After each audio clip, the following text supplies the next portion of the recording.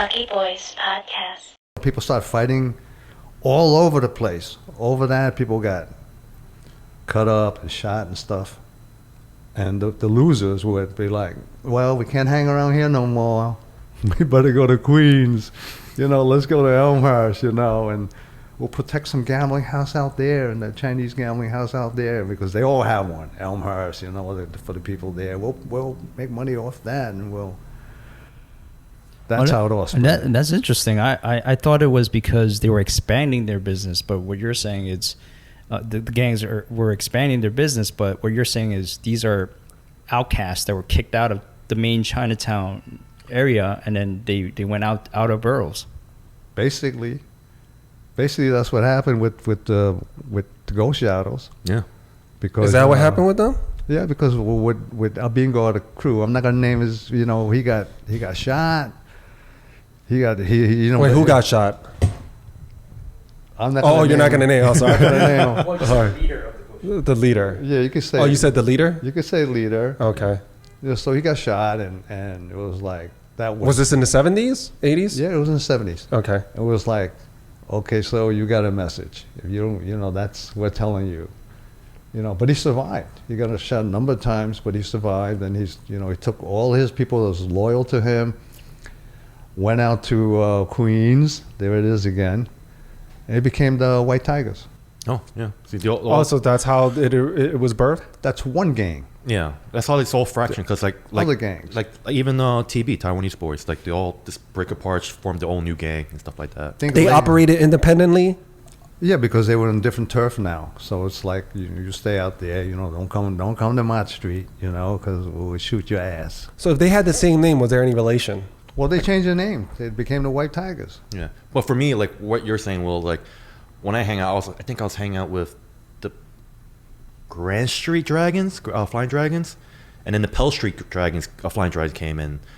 They kind of unified. I was like, at the time, I was like, aren't you the same gang, but different street? Like back then, I was like, oh, we're Bayer Ghost Shadow, Mott Street Ghost Shadow. I was like, isn't the same?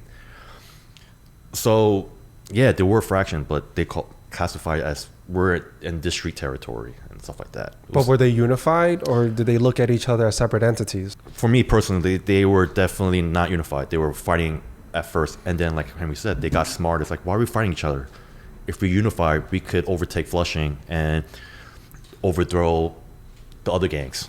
So you're saying the Chinatown gangs, didn't matter who they were with, Flying Dragons, Ghost Shadows, they unified? Well, the Flying Dragons did, yeah. Okay. Yeah. And then they took that power, that consolidation, and went over to Queens to obtain more property? Prosperity, whatever they want to call it. Yeah, I mean, there was a lot of things going on up there. Like you had a previous guest, Stephen Bishop, and those stories are true. There are people like that. Which part of the stories from him was true? The people that he named, I think I know a few of them. Like the police officers he named? Police officers and some of the... Wait, so you knew some of the corrupt police officers he named? Yeah, I mean, there was two famous ones. Like, I think one's Korean, one Chinese. So every time you hear them, be like, oh, it's so-and-so. It's like, just be careful because they're very corrupted. If you get caught with them, forget it. They're going to put something on your ass, like, oh, drug charges, whatever, just to get you so they can get the bigger fish. They both resigned, by the way. No, I think one of them stayed, and the lady got caught. No, they got fired.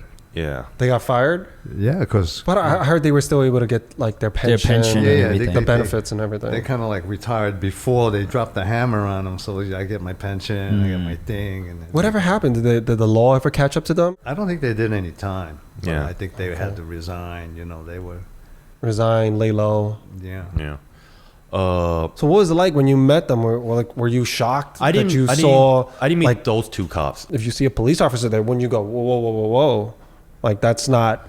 No, we're just like... someone I want to be around. No, we just disperse like cockroaches. Like, we see something going on, we're like, we just leave. If it's like, oh, shit, they're coming, let's all break out. Like, oh, they're coming to the pool hall. They're going to do a check to see if we have guns or drugs. Let's get out of here. Let's go to a pizzeria. Let's go to the movies and just wait it out and then come back 2 hours later. I remember getting stopped by the police. Like, it's funny.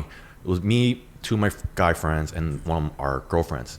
Once she left, boom, the cop, hit the curb. You, go in the corner. And then they just pat us down. It's like, "Yo, you know anyone that sells guns and anything?" I was like, "What the fuck?" You know, like one was white, one was Asian. So they try to get you to snitch on someone? Yeah. Okay. You know, and it's funny. We just snitched on the rival gangs. Like, I think I heard about this other gang. You know, I was like, you should check on them. Oh, that's dirty. Smart. So I was like, Doesn't that break like a code where gangsters aren't supposed to Oh, even- it's talk "It's to not my cops or friends." anything. I'm like, hey man, I think you should check on so and so here and there. Yeah. And they didn't find anything, so they let us go. But we're like, once the girl leave, they got us because they didn't want no witness because it's gonna do everything dirty, man, under the books. Lucky Boys Podcast.